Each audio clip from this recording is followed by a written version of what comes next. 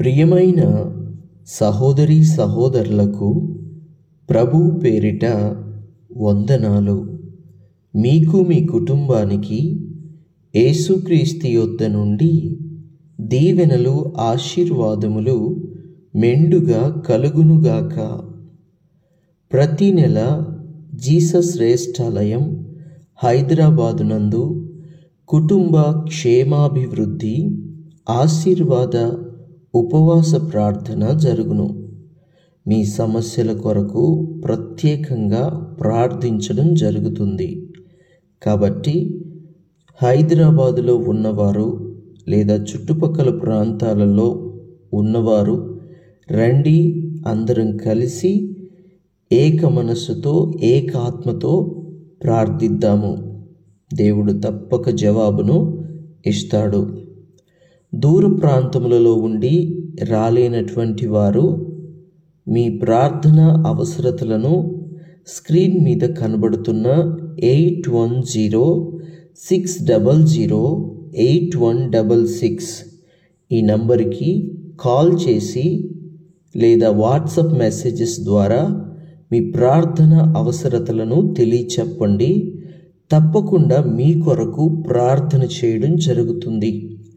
మీ పేరు, మీ ప్రాంతము, మీ సమస్యను గురించి ప్రత్యేకంగా వ్రాసుకొని నేను, విశ్వాసులము, మా సంఘ బిడ్డలందరూ, అలాగే వచ్చిన వారిని కూడా ఏక మనస్సుతో ఏకాత్మతో ప్రార్థించడం జరుగుతుంది. ఎందు నిమిత్తం ప్రార్థించామో అందు నిమిత్తమైన జవాబులను మనము తప్పక చూస్తాము. అనేక మంది కొరకు ప్రార్థించినప్పుడు ప్రభువు గొప్ప కార్యాలు చేశాడు. ఎన్నో అద్భుతమైన సాక్ష్యాలు ఉన్నాయి. దేవునికి మహిమ కలుగునుగాక. కాబట్టి మీ ప్రార్థన అవసరతలను కాల్ చేసి లేదా SMS ద్వారా, వాయిస్ మెసేజ్ ద్వారా, టెక్స్ట్ మెసేజ్ ద్వారా తెలియచెప్పగలరు. అంతేకాకుండా దేవుని యొక్క పరిచర్యలో మీ వంతుగా చేయి వేయాలని ఆశపడినట్లయితే ఆ రోజు వచ్చిన వారందరికీ భోజనాలు ఏర్పాటు చేయడం జరుగుతుంది కనుక అందులో మీ వంతుగా మీ కుటుంబము తరపున చేయి వేయవచ్చు. స్క్రీన్ మీద కనబడుతున్న అకౌంట్ నెంబర్కి ఫోన్పే, గూగుల్ పే, పేటిఎం ద్వారా మీ కానుకను పంపి దేవుని యొక్క పరిచర్యలో మీ వంతుగా చేయి వేయండి. తద్వారా మీరు బహుగా దీవించబడతారు, ఆశీర్వదించబడతారు. వాక్యం అంటోంది, ఇవ్వుడి మీకు ఇవ్వబడును, మనిషి ఏమి విత్తునో అదే కోయును అని వాక్యము అంటోంది గనుక మనము ప్రభువు యొక్క పరిచర్యలో ఒక విత్తనముగా విత్తుదాము. గొప్ప పంటను ఇహమందు పరమందు కోయువారిగా ఉందాము. దేవునికి స్తోత్రము, మహిమ కలుగునుగాక. కీర్తనల గ్రంథము 29వ అధ్యాయము 11వ వచనము. యెహోవా తన ప్రజలకు బలము అనుగ్రహించును. యెహోవా తన ప్రజలకు సమాధానము కలుగు చేసి వారిని ఆశీర్వదించును. The Lord will give strength unto his people. The Lord will bless his people with peace. దేవుడు మీకు బలాన్ని ఇవ్వాలని ఆశపడుతున్నాడు. దేవుడు నిన్ను బలపరుస్తాడు, నీ కుటుంబాన్ని బలపరుస్తాడు, నీ బిడ్డలను బలపరుస్తాడు, నీ ఇంటి వారిని బలపరుస్తాడు. నిన్ను బలపరిచి దేవుడు తన గొప్పతనాన్ని నీ ఎదుట చూపించుకోగలిగిన దేవుడు తప్పక తన గొప్పతనమంతయు తన మంచితనమంతయు కూడా నీ ముందు చూపుతాడు. దేవునికి మహిమ కలుగునుగాక. అంతేకాదు ప్రజలకు సమాధానము దేవుడు ఇవ్వాలని ఆశపడుతున్నాడు. ఈ లోకంలో ఎంతో శ్రేష్టమైనది, ఈ లోకంలో ఉత్తమమైనది ఏమిటి అంటే సమాధానము. అవును, దేవునికి మహిమ కలుగునుగాక. సమాధానపరచు వారు ధన్యులు, వారు దేవుని కుమారులు అని అనబడతారని వాక్యం అంటుంది. సమాధానము లేక కొట్టిమిట్టాడుతున్న వారికి, సమాధానము లేక బాధపడుతున్న వారికి సమాధానం ఇచ్చుట కొరకే ప్రభువు ఈ లోకానికి వచ్చాడు. సమాధానం ఎంతో శ్రేష్టమైనది నా కుమారుడా, దేవుని బిడ్డ. దేవుడు నీతో మాట్లాడుతున్నాడు, నిన్ను సమాధానపరుస్తాను అని.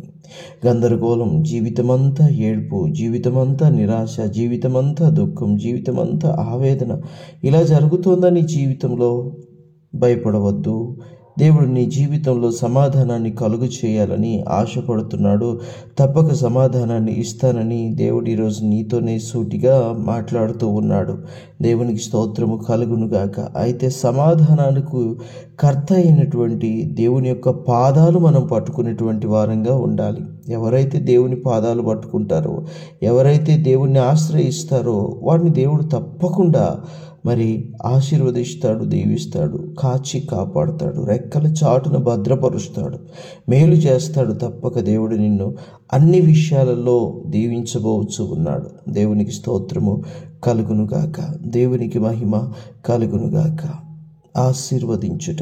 ఆశీర్వదించుటకు ఈ లోకంలో దీనులను, దరిద్రులను ఆశీర్వదించుటకు, ఒంటరైన వారిని, ఏకాకి అయిన వారిని ఆశీర్వదించుటకు, దుఃఖంలో ఉన్న వారిని ఆశీర్వదించుటకు మనుషులెవరూ లేకపోయి ఉండొచ్చును కానీ ప్రభు అయిన యేసుక్రీస్తు మాత్రము ఉన్నాడు. రోగినైనా బలహీనుడైనా దేవుడు తప్పక స్వస్థపరిచేటువంటి వానిగా ఉన్నాడు, బలపరిచేటువంటి వానిగా ఉన్నాడు. ఆశీర్వదించి దేవుని యొక్క మహిమంతయు కూడా మన కళ్ళ ఎదుట చూపించుకునేటువంటి వానిగా ప్రభు అయిన దేవుడు ఉన్నాడు. చాలిన దేవుడు ఆయన. ఆశీర్వదించుటకు చాలినవాడు, సమాధానపరచుటకు చాలినవాడు. అవసరమైతే తన ప్రాణమును కూడా ఇవ్వటానికి వెనుకాడని దేవుడు ఎవరైనా ఈ భూమి మీద ఉన్నారా అంటే అది ప్రభు అయిన యేసుక్రీస్తు మాత్రమే. దేవునికి స్తోత్రము కలుగునుగాక. అంత గొప్ప దేవుని ఆశీర్వాదాలు మనకి, మన కుటుంబాలకి ఉండాలి, తరతరాలు ఉండాలి. ఆనాడు ఎప్పుడో అసలు జ్ఞాపకం పెట్టుకోవాల్సినటువంటి అవసరం లేదు. ఎప్పుడు అబ్రహాముకి వాగ్దానము చేసినప్పుడు అప్పటి మాటను తర్వాత తన సంతానమునకు జ్ఞాపకము చేసుకుని దేవునికి స్తోత్రం కలుగునుగాక. బందీలైన వారిని, బానిసలైన వారిని ప్రభు ఎంతగా విడిపించాడో, బలపరిచాడో మనందరం కూడా చూద్దాము. దేవునికి స్తోత్రము కలుగునుగాక. దేవుడు ఏదైనా ఒక మాట ఇస్తే తప్పేటువంటి వాడు కాదండి.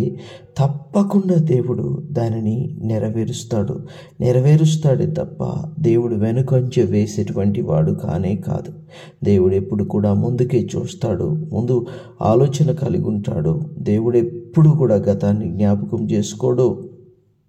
పాతవి గతించను, ఇదిగో సమస్తమును క్రొత్తవాయను అన్న రీతిగానే ప్రభు యొక్క హృదయం కానీ ఉంటుంది. నీ గత పాపాలు, ఏదైనా కూడా దేవుడు ఏమాత్రం జ్ఞాపకం చేసుకోడు. ఈరోజు నీ కళ్ళ ముందు ఉన్న పరిస్థితి ఏంటి, నువ్వు ఎందుకు ఇలాగున ఉన్నావు అని ప్రభు ఆలోచిస్తాడు. ఎవరైనా అలాగున కనిపిస్తే ప్రభు సహాయం చేస్తాడు. దేవునికి మహిమ కలుగునుగాక. గొప్ప దేవుడండి మన దేవుడు, గొప్ప దేవుడు గనుకనే నన్ను గొప్పగా ప్రేమించగలుగుతున్నాడు. ఇది గొప్ప ప్రేమ అండి. ఈ ప్రేమకు మాటలు కానీ, ఈ ప్రేమకు లెక్కలు కానీ మనము వేయలేము. దేవునికి మహిమ కలుగునుగాక. క్రీస్తు ప్రేమను నువ్వు దేనితోనూ కొనలేవు. ఎందుకంటే అది ప్రభు అమ్ముటకు చూపించిన ప్రేమ కాదు, అది ప్రభు మనల్ని రక్షించుటకు చూపించిన ప్రేమ. దాన్ని కొనగలిగిన వాడు ఈ భూమి మీద ఎవ్వరూ లేరు. దేవునికి మహిమ కలుగునుగాక. గొప్ప దేవుడు, గొప్ప కార్యాలు ఆయన మన జీవితంలో చేస్తాడు. నమ్మిన వారు, విశ్వసించిన వారు ఈ ప్రార్థనలో ఏకీభవించండి. తండ్రి, మీకు వందనాలు దేవా, స్తోత్రాలు. మేము నమ్ముచున్నాం, మేము విశ్వసిస్తున్నాము తండ్రి. నువ్వు మా జీవితంలో గొప్ప కార్యాలు చేస్తావు. నువ్వు మా జీవితంలో అద్భుతాలు చేస్తావు. ఆశ్చర్య కార్యాలు, ఆశ్చర్య క్రియలు చేయుటకు మీరు చాలిన దేవుడై ఉన్నారు తండ్రి. దేవా, మమ్మల్ని బ్లెస్ చేయండి తండ్రి. మీ బ్లెస్సింగ్స్ మా మీదికి తీసుకురండి దేవా. పరలోకపు ఆశీర్వాదాలు తీసుకురండి, పరలోకపు దీవెనలు తీసుకురండి. ఈ వాక్యంలో, ఈ ప్రార్థనలు ఏకీభవించిన ప్రతి బిడ్డని మీరు ఆశీర్వదించి దీవించుమని యేసుక్రీస్తు శ్రేష్టమైన నామములో ప్రార్థించుచు ఉన్నాము తండ్రి. Amen, amen, amen. దేవునికి మహిమ స్తోత్రము కలుగునుగాక. Amen, amen.